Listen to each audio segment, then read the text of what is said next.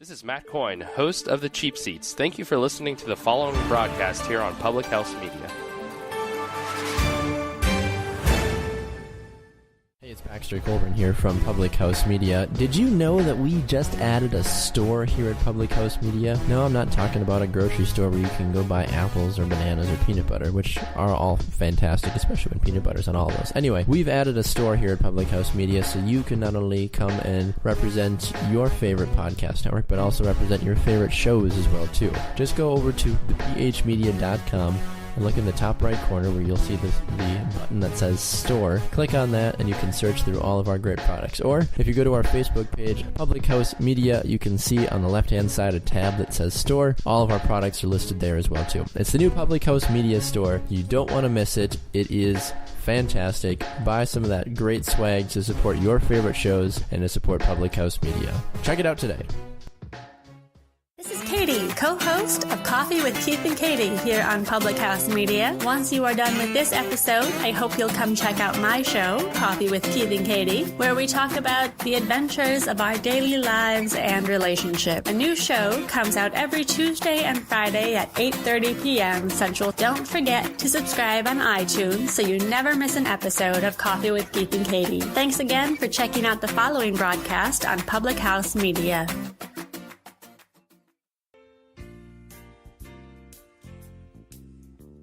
I'd like to build a big Death Star and furnish it with hate. Grow powerful with officers and Snow White stormtroopers. I'd like to teach the world to hate in perfect submission. I'd like to hold it in my arms and stop all sedition. I'd like to wipe the Jedi out, all standing hand in hand, and hear them dying through the hills for peace throughout the land. I'd like to teach the world to hate in perfect submission. I'd like to hold it in my arms and stop all sedition. I'd like to build a big Death Star and furnish it with hate. Grow powerful with officers and Snow White stormtroopers. I'd like to teach the world to hate in perfect submission. I'd like to hold it in my arms and stop all sedition. In a galaxy not so far, far away, we gathered citizens from all over the Empire to bring you this message from Sith Lords all over the universe. All two of them, actually. It's the real thing, the dark side of the Force. I have you now.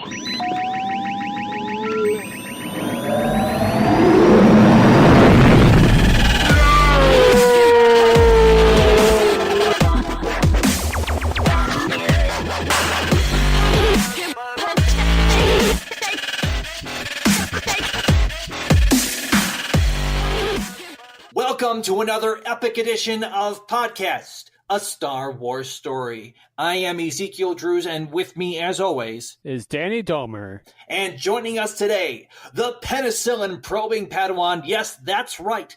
With us today is our very own Dr. Ram Garcia, who has just arrived via hyperspace on a medical frigate.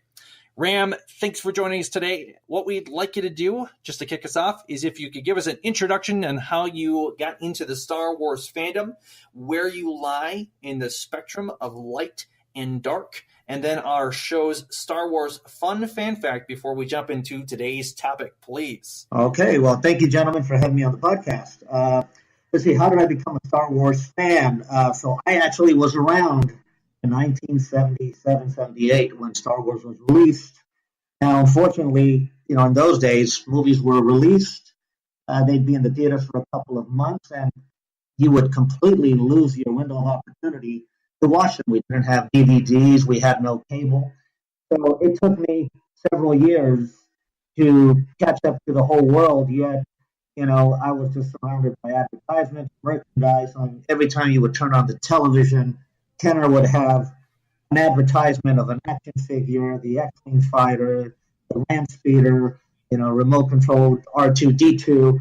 That and reading the Marvel comic series of A New Hope, I was able to at least keep updated with the culture, and I was able to lie to my friends that I had seen the movie, but eventually I was able to see it on the small screen when HBO came to our neighborhood right before 1982, so right before the release of Return of the Jedi. And even though I saw it on the small screen, just the magic of the visual effects and John Williams' score, I just found that to be absolutely electrifying. So I became immediately indoctrinated, and it took until the 90s where I was able to watch the original trilogy on the big screen with my daughters, and now my kids are diehard Star Wars fans, so I have bragging rights to that metric of good parent.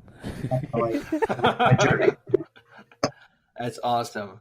I like that you used the word indoctrinated. I used that, I believe, the last episode too, Danny. I'm pretty sure that indoctrination is definitely a thing when it comes to Star Wars. Well, I just want to clarify for all our fans and non-fans out there that it is a dedication. It is not an obsession. But I feel like with the word indoctrination, those two might be confused. So just for the record.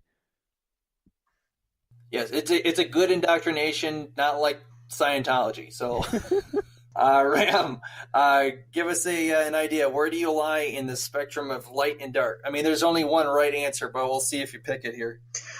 Well, I have to say that, gentlemen, I evolved. I started as part of the Jedi Order, but after the Phantom Menace, after I came to realize that, you absolutely had to abstain from any type of romantic involvement. I'm sorry. I'm on the dark side, all the way to the dark side. Kill him now. That's okay. You can slice his head off. No. Doctor or no. I don't think so. I like this guy. This guy's pretty fun. Destroy him. Wipe them out. All of them. That's definitely not a Jedi viewpoint of Danny. Didn't I say I was sliding gray sometimes? Yeah, that's right. Yeah, sure. Yeah, we'll let that slide this time. Ram, if you could give us, what is today's Star Wars fun fan fact? Well, I'll direct you, gentlemen, to a structure. I don't know if you're familiar with the Washington National Cathedral in Washington, D.C. But, as we all know, cathedrals have these amazing decorative sculptures around them, these gargoyles and these grotesques, and they actually have a function besides aesthetics and design. They're supposed to divert water into pipes, and they're part of the drainage system. They're supposed to prevent flooding around your structure. Well, in the 1980s, National Geographic, the magazine, they sponsored this competition for kids, and the objective was to do a drawing and to see. I think they took the top 3 winners, and the top 3 winners would be used as actual models for the decorative sculptures of the gargoyles. And so one of these kids, he was a kid from Nebraska, and his name is Christopher Rader. Now, why would I remember his name? Because his last name rhymes with Vader. I thought you were going to say traitor. Traitor! He is on the light side.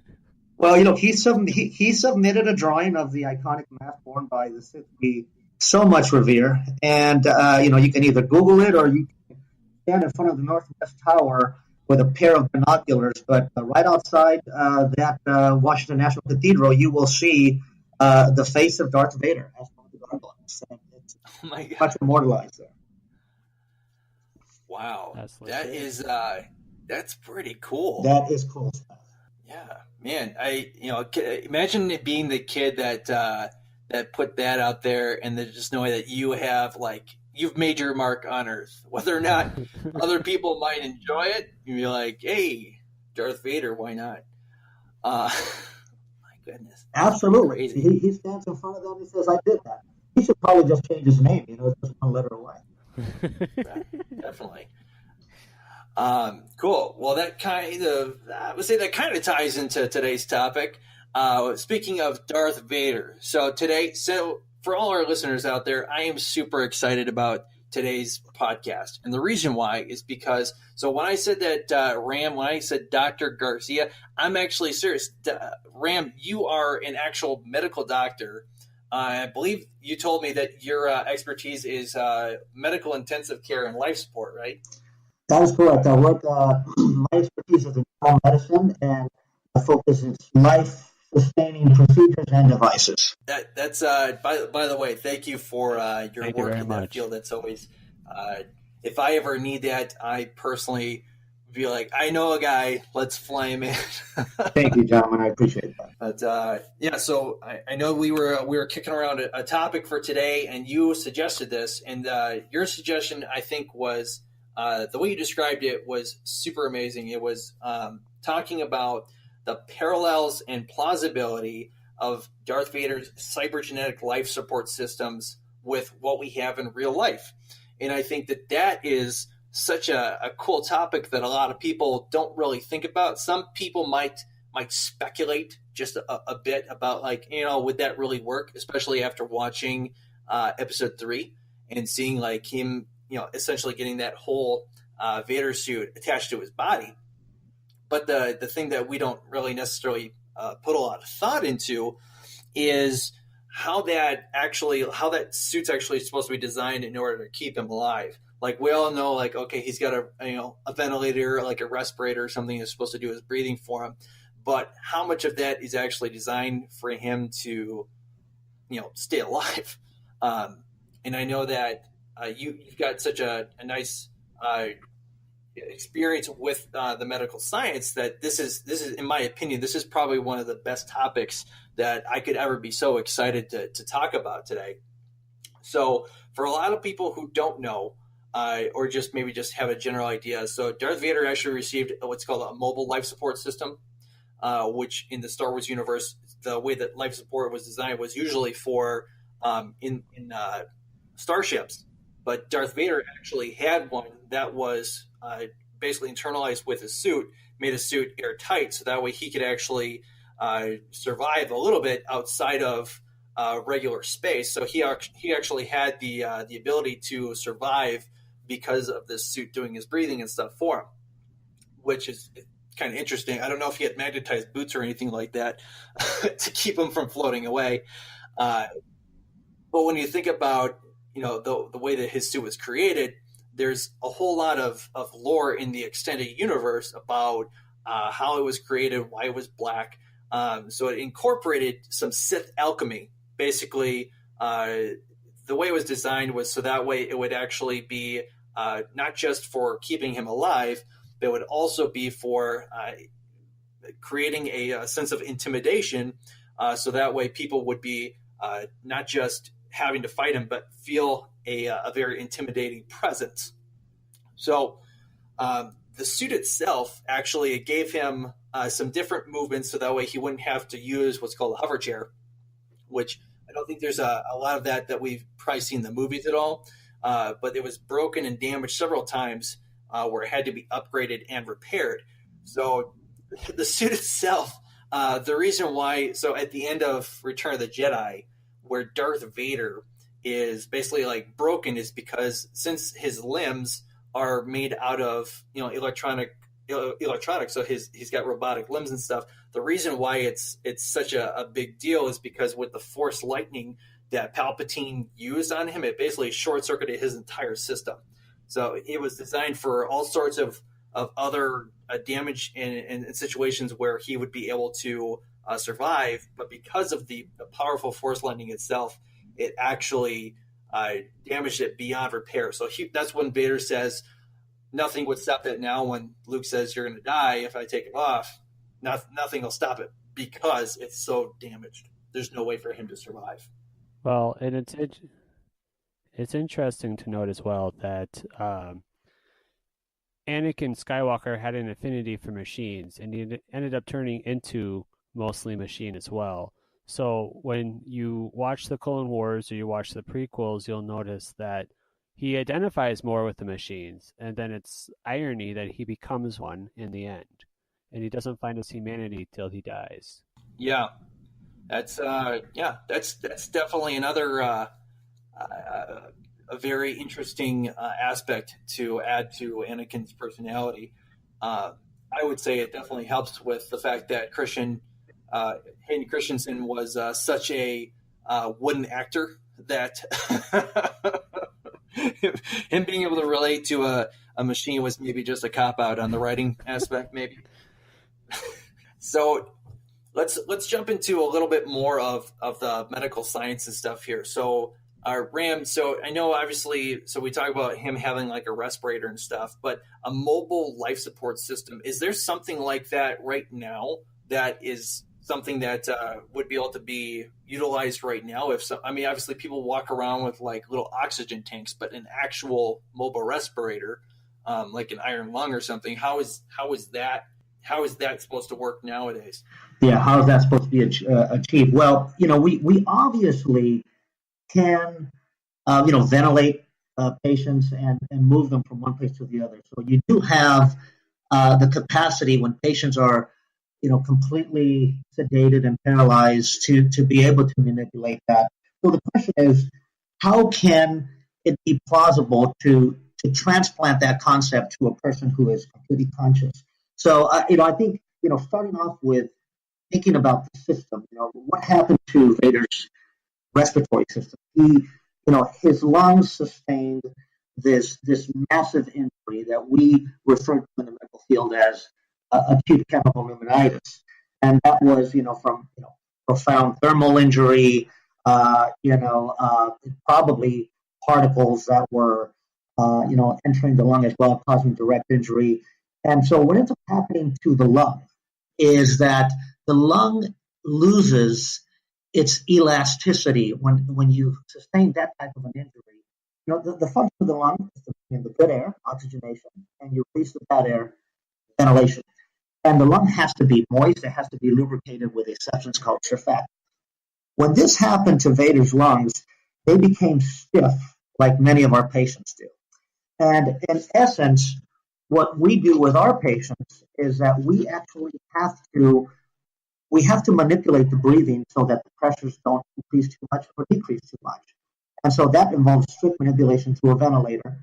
So that is what is presumed to be going on with Vader. Now, this is interesting. If you actually look at medical literature, there is a paper by Plossing and Berg. These are a couple of ICU doctors in Denmark, and they actually printed this in the Journal of Anesthesiology. And they basically watched all 6 movies. They watched the trilogy, the original trilogy, and the prequels. And based on the different scenes and Vader's breathing, they were able to extrapolate the kind of breathing that Vader has is a system that we actually call bilevel positive airway pressure ventilation, something we call BiPAP. And essentially, again, the gist is we help a person take a breath in by increasing the pressure, but on the way out, we decrease the pressure so that the lung does not collapse. I tell people, think of a wet sponge. You have a wet sponge in your hand, you can squeeze it. When you release it, it recoils to its original shape. That is what your lungs are supposed to typically do. Vader's lungs function like a dry sponge. You squeeze the sponge, and it alters its shape, and it actually crumbles. So even though they proposed that is the system that Vader has, he did mention that it would be incompatible with mobility because Vader has to increase his metabolic demand. He is mobile. He's fighting. That said, gentlemen, we now have a new technology that is called ECMO, and that is something we call extracorporeal membrane oxygenation. Now, get this: what a person like Vader probably has is that he has that ventilator. One of those dials in his torso probably manages this generator, and through that mask, it is altering and manipulating the pressure in his lungs just as a supportive system so that his lungs don't become further damaged. But his actual oxygenation is this other system where he actually has a catheter in his vein. That's what we do with our patients. You put a catheter in the vein and you circulate the patient's blood through a pump through something called a membrane oxygenator. And that oxygenator actually functions like an artificial lung. So interestingly, you bypass the lung altogether. And so it is conceivable now that if you combine those two, you probably can get a person functional. You could get a person conscious, walking around with that kind of system. Of course, the system would have to be compact. These machines are huge, but as we know, now you have a cell phone that's, fits in the palm of your hand. I can imagine in the near future, you can actually have a little generator that's probably the size of a cell phone, and it fits into this lattice that he has on his chest. So that is something that is very plausible in the future.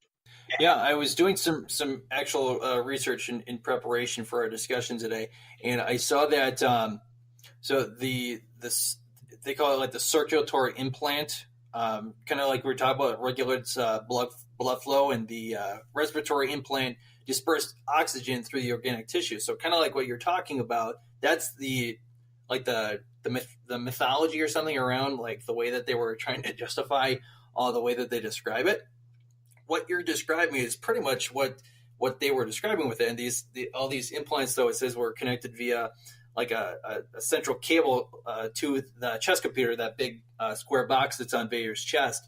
And then differently, though, because you're saying that it's plausible that there's something that just bypasses the lungs altogether. The way that his is that it was designed so that way it would essentially connect the lungs and the throat in order to force the breathing for him. And that's why he was having all those issues, like all the time, because it was making those sounds.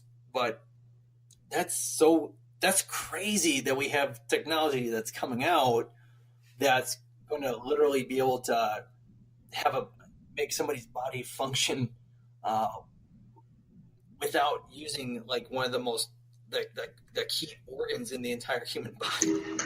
It's fascinating. We're entering the cyborg age. Yeah. I guess you could probably say that Darth Vader is more of a cyborg than a human because of how twisted and evil. I mean, Obi-Wan even says, he's more machine down than man. Gosh, that's crazy.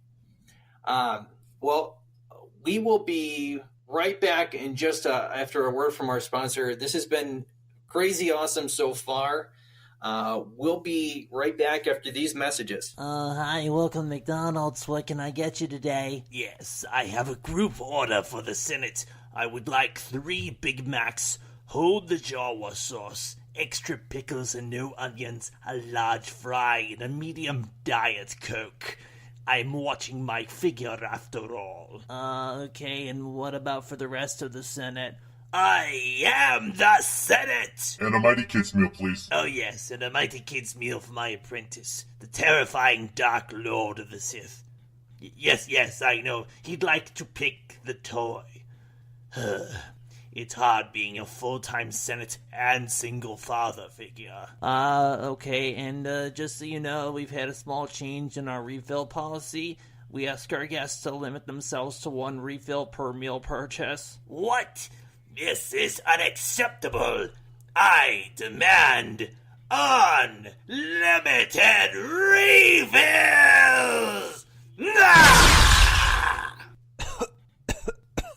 Please, help yourself. I'm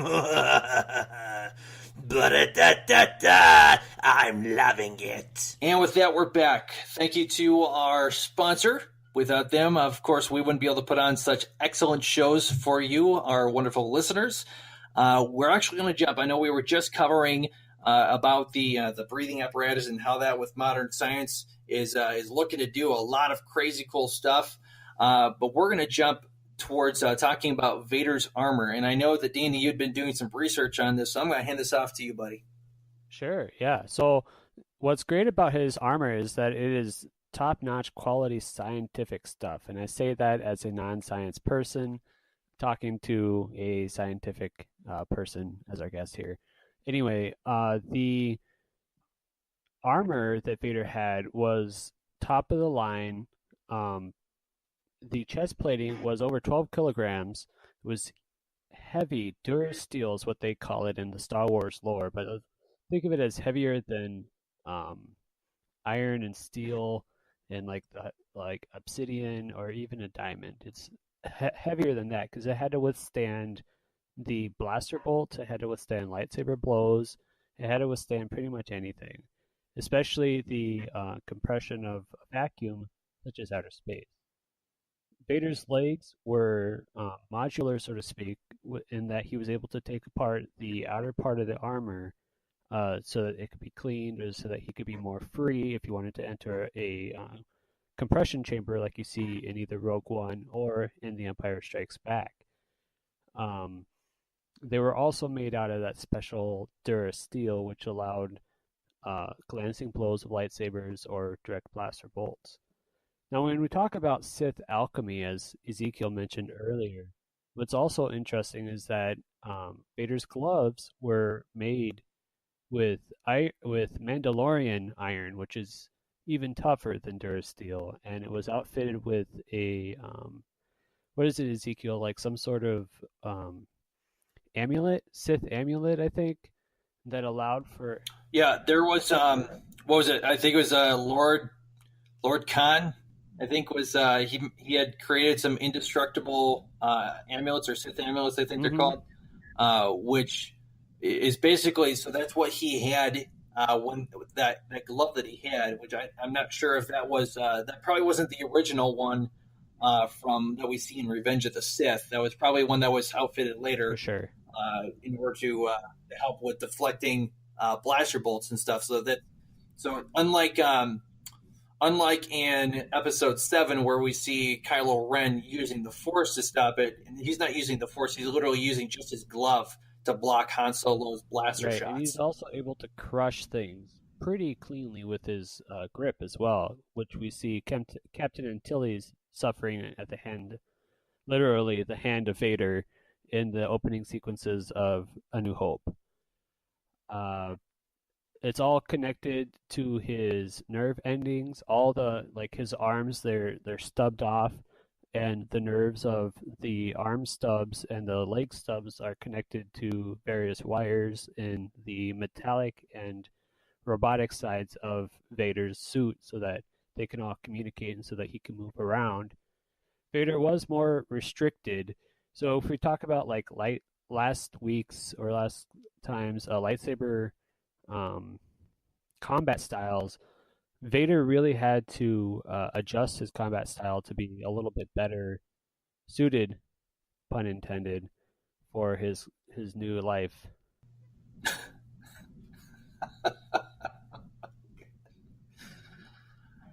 Danny, you're not a father, are you? Because you just made a really bad pun. Darth Vader is also Darth Father, which, we're talking about Anakin, the father of Luke. That all fits together.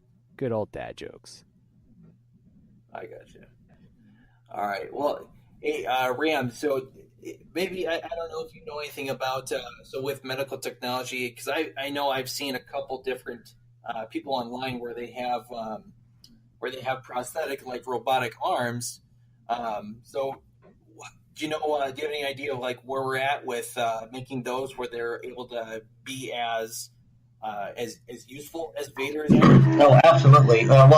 Several things. So we're now talking about the field of neuroprosthetics. And so, touching base on some of the things that Danny mentioned. So three things I focus on. So Vader's movements.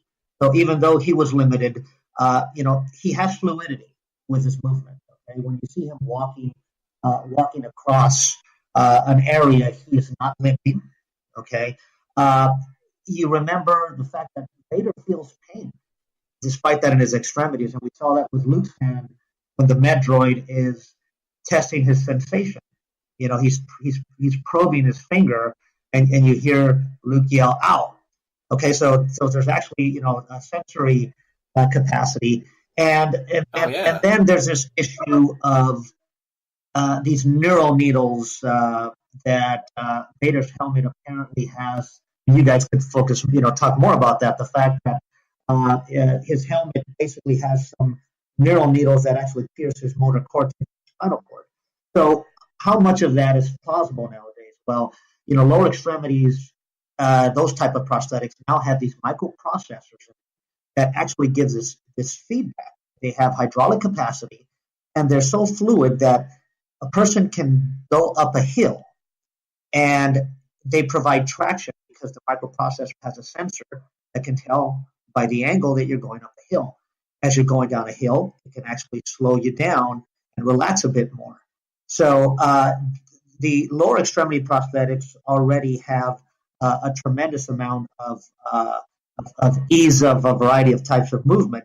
Upper extremity prosthetics are even better, as you mentioned, because from a person's stump, you can just have fine motor twitches on the end of the stump, and that can actually move actual phalanges, can actually move the fingers.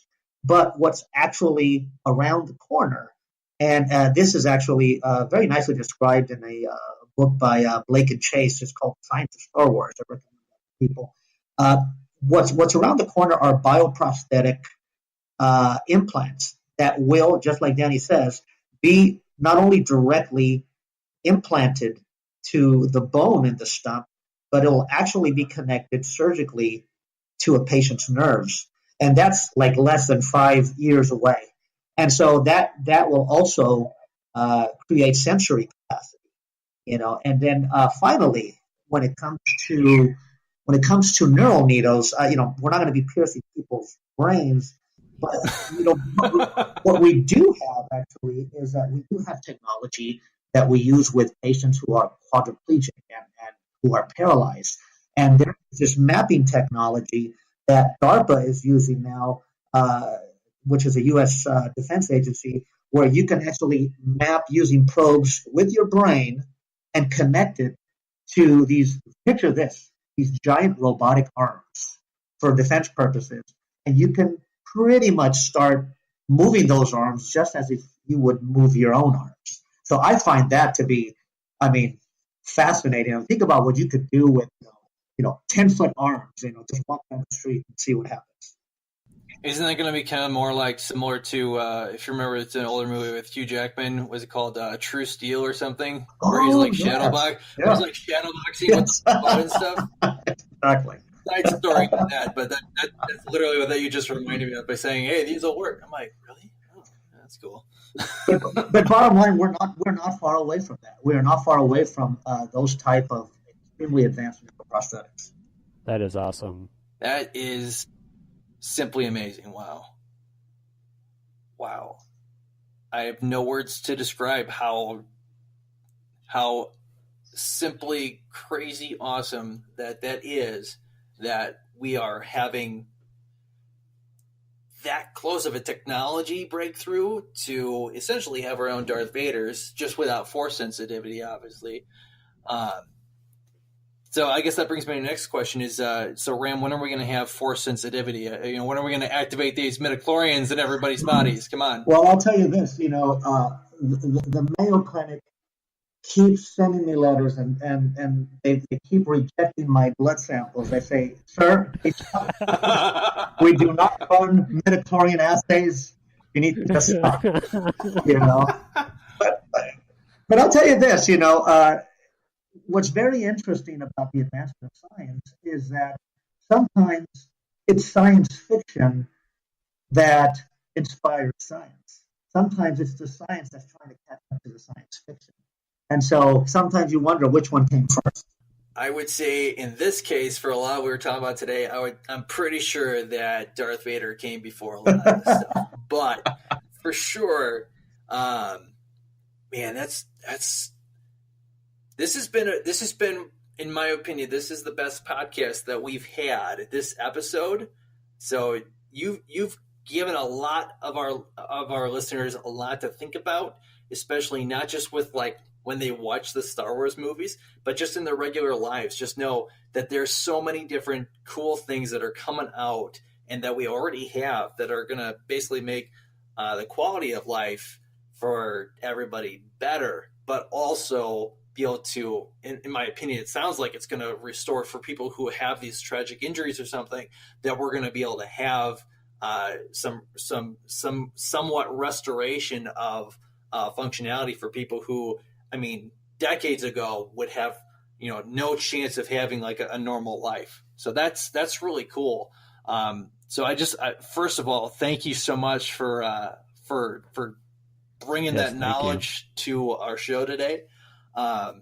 It's simply amazing. So and then of course, thank you again for your work in the medical field.